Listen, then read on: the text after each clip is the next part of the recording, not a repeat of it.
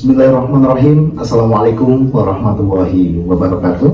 Pemirsa dan pendengar yang dirahmati oleh Allah, masih dalam suasana Dzulhijjah yang pada pekan lalu kita telah membahas tentang makna dan arti dari hari-hari yang ada di dalam bulan Dzulhijjah.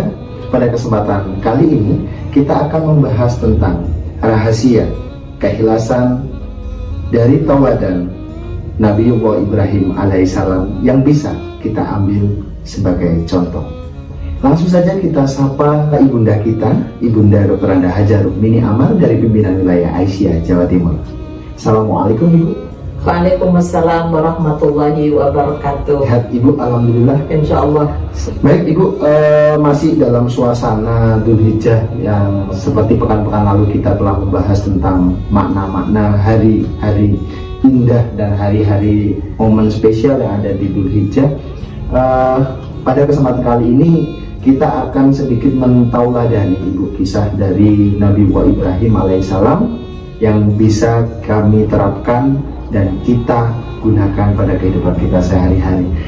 Untuk topik yang ingin saya pertanyakan Ibu, teladan keikhlasan dari sosok istrinya yang setia menemani beliau ini dalam kupasan sejarahnya yang seperti apa Ibu?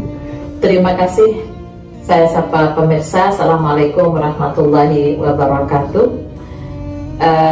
Kita memang perlu ya menjadikan teladan ya keikhlasan dari keluarga Nabiullah Ibrahim alaihissalam yang dijadikan sejarah setiap tahun baik dalam ibadah haji maupun Idul Kurban, dan setiap kita sholat maka ada salawat yang kita mohon kepada Allah ya, sanjungan kepada Nabiullah Ibrahim alaihissalam yang dikenal dengan Bapak Tauhid, Bapak dari segala Rasul, karena Nabiullah Ibrahim alaihissalam itu mencari kebenaran tentang siapa Tuhannya itu lewat usaha kerasnya.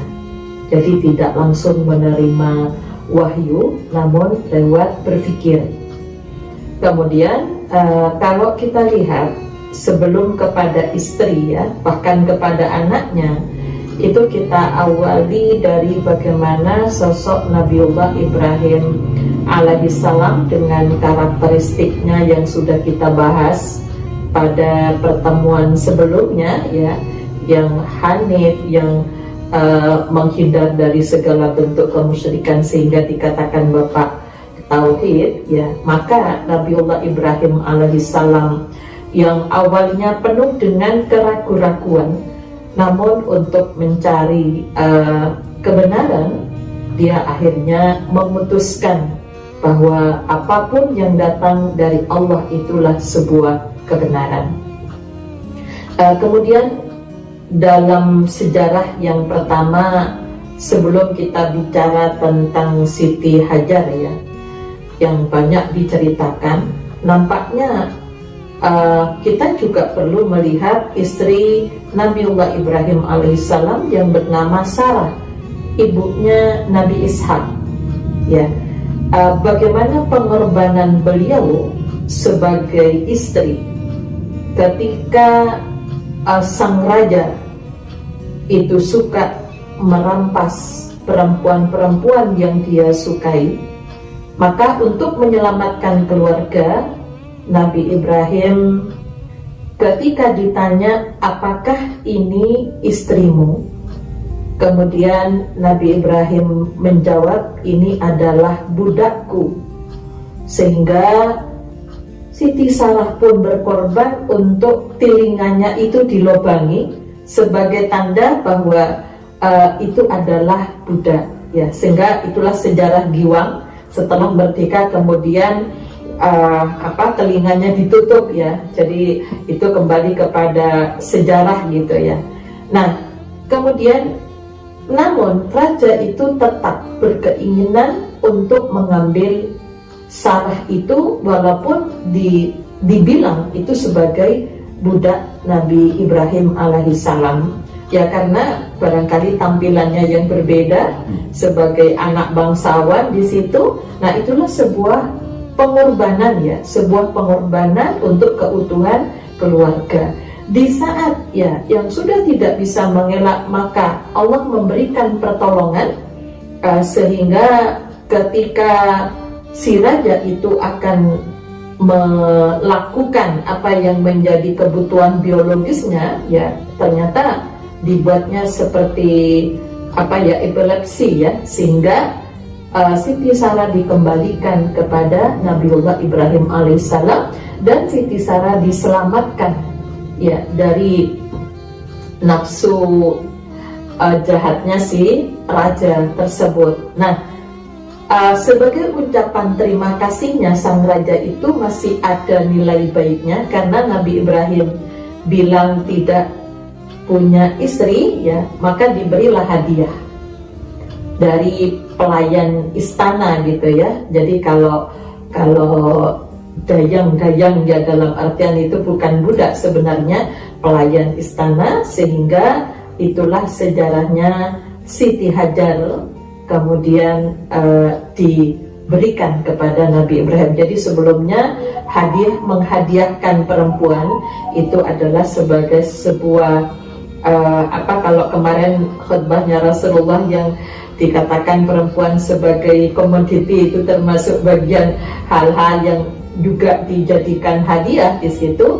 Maka setelah Islam datang, kemudian hal-hal yang buruk itu kemudian dibersihkan di dalam ajaran Islam yang dibawa oleh Rasulullah Sallallahu Alaihi Wasallam.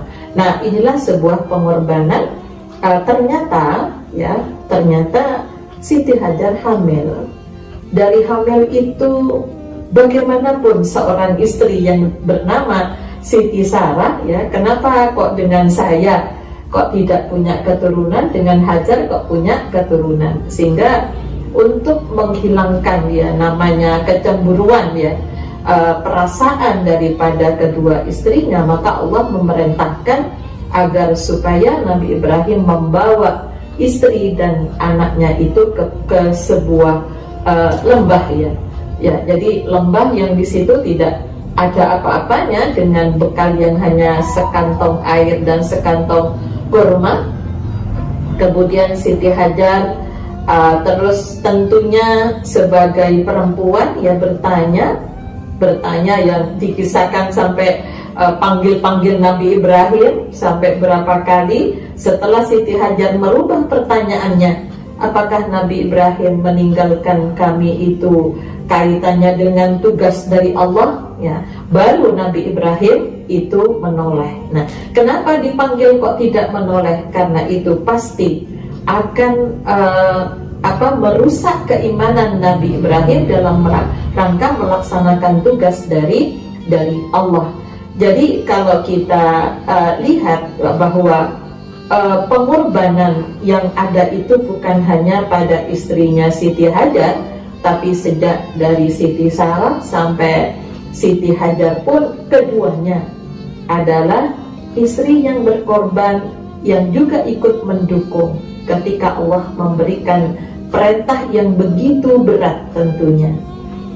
Jadi ini kaitannya dengan kalau kita lihat keikhlasan dari kedua belah pihak, di samping untuk menyelamatkan agama, yang kedua dalam rangka menyelamatkan keluarga, maka semuanya ya harus mau untuk berkorban di jalan Allah.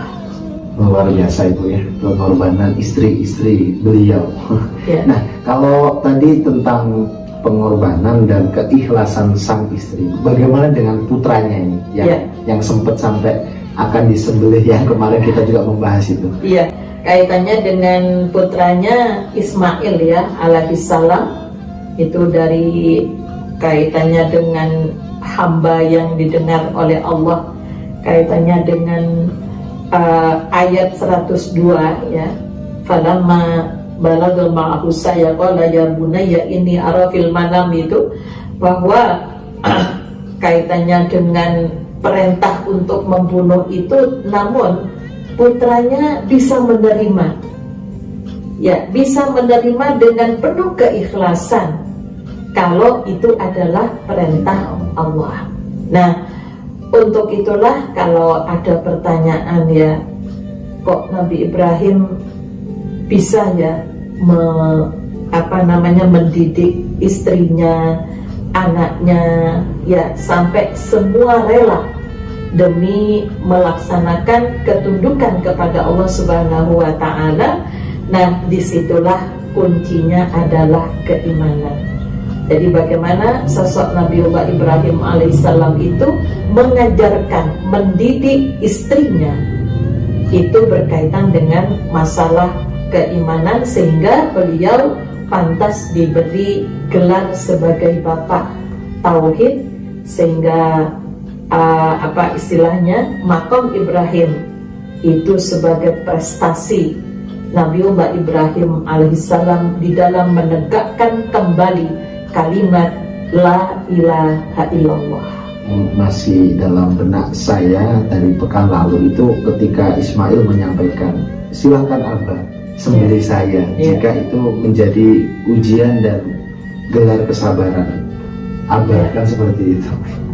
Nah, ini yang kelanjutannya dari pembahasan pertama ini. Nabi Ibrahim ini seringkali meninggalkan putra dan istrinya dengan tujuan berdakwah. Otomatis secara kuantitas, secara kualitas berjumpa dengan putra dan istrinya ini kan sangat terbatas. Nah, saya lagi tanda tanya besar, kita yang masih bapak-bapak muda, Ibu. Apa sih rahasia atau mungkin resep, trik yang dilakukan oleh Nabiullah Ibrahim dalam mendidik istri dan putranya ini sehingga output atau keberhasilannya seperti itu tadi, Ibu? Ya.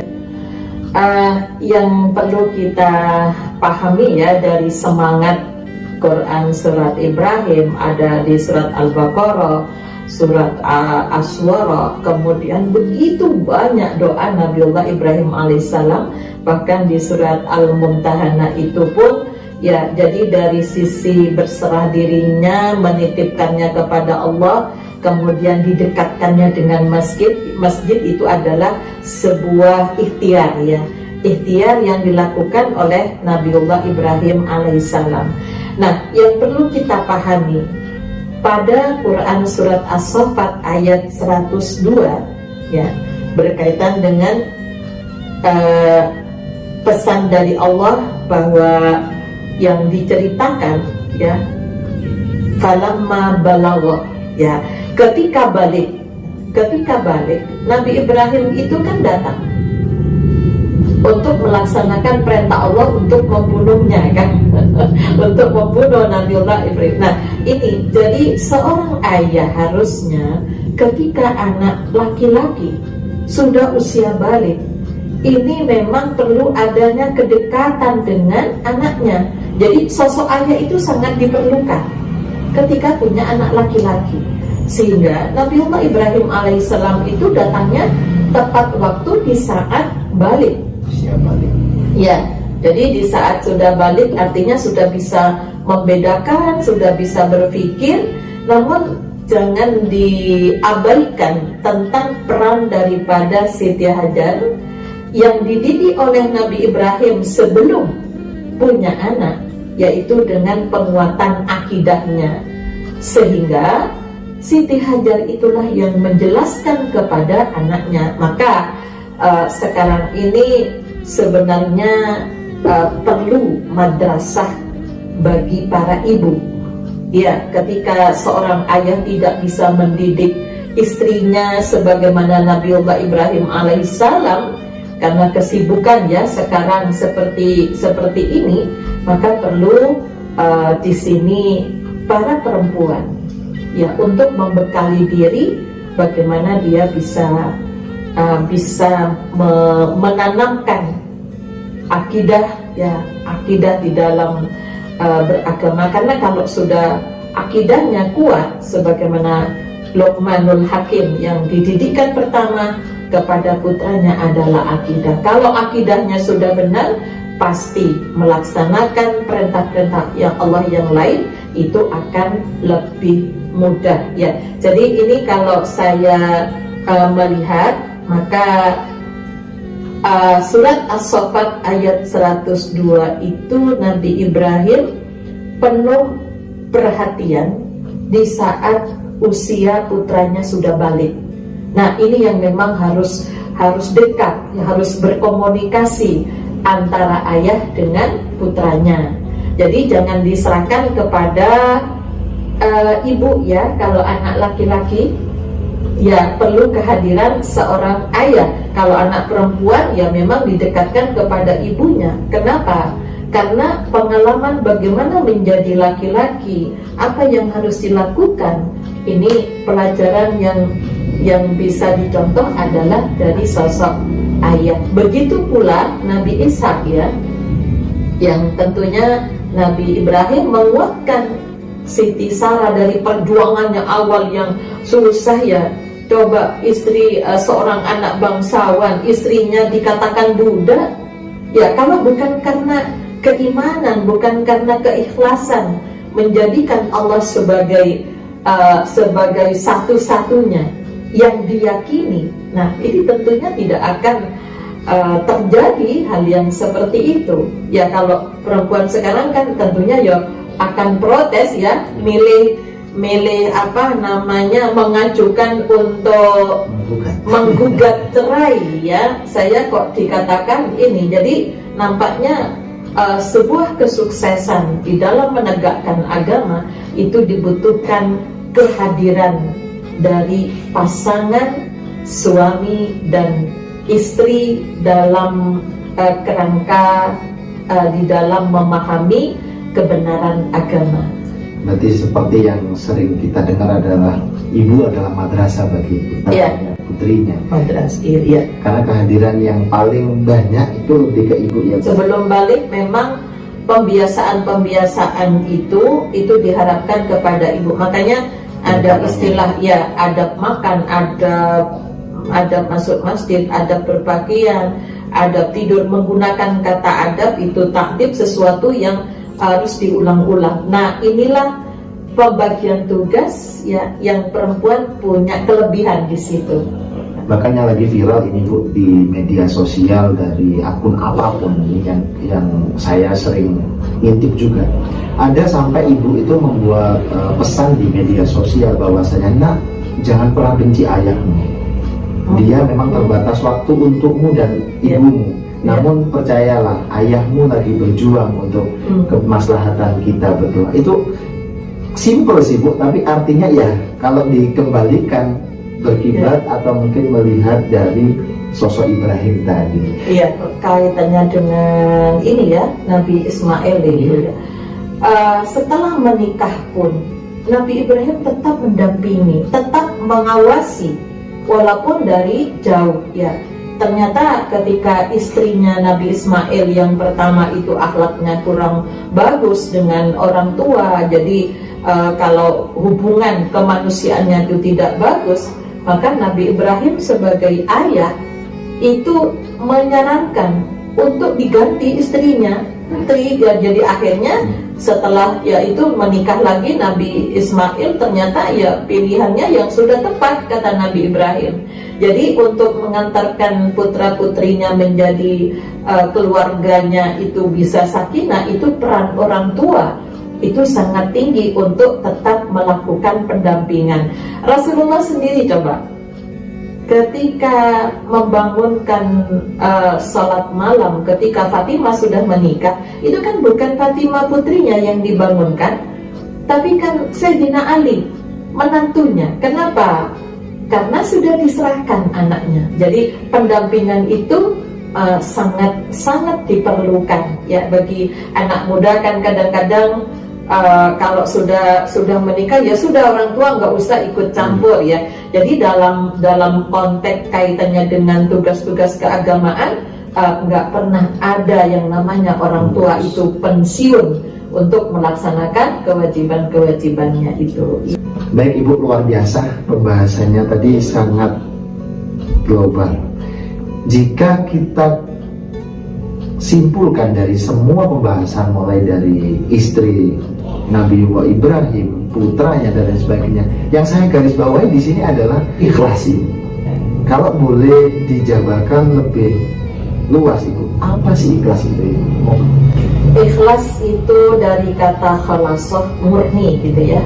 Sehingga kenapa kalau kita zikir la ilaha illallah wahdahu la syarikalah lahul mulku wa lahul hamdu wa huwa ala kulli syai'in qadir, ini adalah sebuah bentuk peniadaan hal-hal yang lain ya, kecuali hanya Allah, yang kita tidak boleh bersekutu dengan apapun yang sudah kita yakini. Nah, sehingga kalau kita simpulkan gitu ya, ikhlas itu memang mudah diucapkan ya, tapi bagaimana sih implementasinya, bagaimana praktek di dalam kehidupan itu, bahwa ikhlas itu adalah wujud dari sebuah keyakinan mutlak pada Allah sebagai Sang Khalik. Itu sehingga kalau orang dikatakan ikhlas itu, maka rela diatur oleh Tuhannya. Sehingga pada surat Al-Bayyinah itu radhiyallahu anhu wa radu an, mereka ridho dengan apa yang telah menjadi aturan-aturan Tuhannya, sehingga Allah juga ridho.